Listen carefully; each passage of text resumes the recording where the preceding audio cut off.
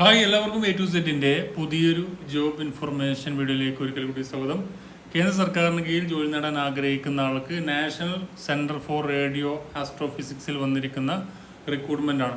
അപ്പോൾ അതിൽ വന്നിരിക്കുന്നത് ഊട്ടിയിലേക്ക് വേണ്ടിയിട്ടാണ് ഇപ്പോൾ റിക്രൂട്ട്മെന്റ് നടത്തുന്നത്. വ്യത്യസ്തമായിട്ടുള്ള ഒഴിവുകളിലേക്ക് അതിലേക്ക് ഡ്രൈവർ ഉണ്ട്, ക്ലർക്ക് ഉണ്ട്, work assistant, security guard, laboratory assistant തുടങ്ങിയ ഒഴിവുകളിലേക്കാണ് ഇപ്പോൾ അപേക്ഷ ക്ഷണിച്ചിരിക്കുന്നത്. ഓൺലൈനായിട്ട് അപേക്ഷിക്കാവുന്നതിലേക്ക് 30,000 മുതൽ 58,000 വരെ ശമ്പളം ലഭിക്കാവുന്ന ജോബാണ്.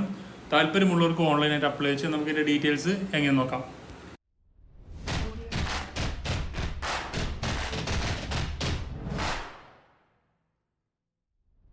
ഇപ്പം കേന്ദ്ര സർക്കാരിന് കീഴിൽ ജോലി നേടാൻ ആഗ്രഹിക്കുന്ന ആൾക്ക് നാഷണൽ സെന്റർ ഫോർ റേഡിയോ ആസ്ട്രോഫിസിക്സിലാണ് പുതിയ റിക്രൂട്ട്മെന്റ് നോട്ടിഫിക്കേഷൻ പുറപ്പെടുവിച്ചത്. അപ്പോൾ അതിലേക്ക് ഊട്ടിയിലേക്ക് വേണ്ടിയിട്ടാണ് ഊട്ടിയിലേക്ക് വേണ്ടിയിട്ടാണ് റിക്രൂട്ട്മെന്റ് നടത്തുന്നത്. താല്പര്യമുള്ളവർക്ക് ഓൺലൈനായിട്ടാണ് ഇതിലേക്ക് അപേക്ഷ സമർപ്പിക്കാനും കഴിയുക. നമ്മളിങ്ങനെ നോക്കുകയാണെങ്കിൽ ടെക്നിക്കൽ അസിസ്റ്റന്റ് എന്ന് പറഞ്ഞ പോസ്റ്റിലേക്ക് ഒരു വേക്കൻസി, അതിലേക്ക് ഏകദേശം 58,000 രൂപ വരെ ശമ്പളമുണ്ട്. മാക്സിമം ഏജ് ലിമിറ്റ് 28 വയസ്സാണ്.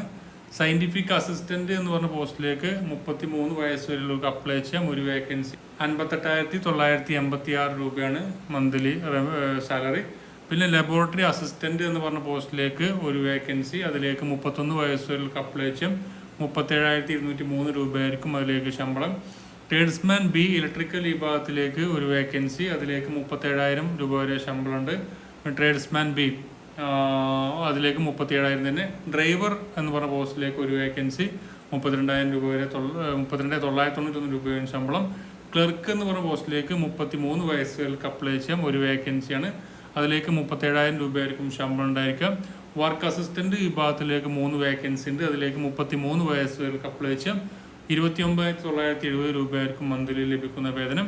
പിന്നീട് സെക്യൂരിറ്റി ഗാർഡ് പോസ്റ്റിലേക്ക് അപേക്ഷിക്കാം. സെക്യൂരിറ്റി ഗാർഡ് പോസ്റ്റിലേക്ക് അപേക്ഷിക്കാനുള്ള വേക്കൻസികൾ 2 ആണ്, അതിലേക്ക് 29,970 രൂപയായിരിക്കും അതിലേക്ക് മന്ത്ലി ലഭിക്കുന്ന വേതനം. അതിലേക്ക് ശമ്പളമൊക്കെ നല്ല ശമ്പളമുണ്ട്. ഇതിൻ്റെ ക്വാളിഫിക്കേഷൻ നോക്കുകയാണെങ്കിൽ ടെക്നിക്കൽ അസിസ്റ്റന്റ് വിഭാഗത്തിലേക്ക് BSc ആണ്, ഫുൾ ടൈം BSc, അല്ലെങ്കിൽ ഡിപ്ലോമ ഉണ്ടായിരിക്കാം.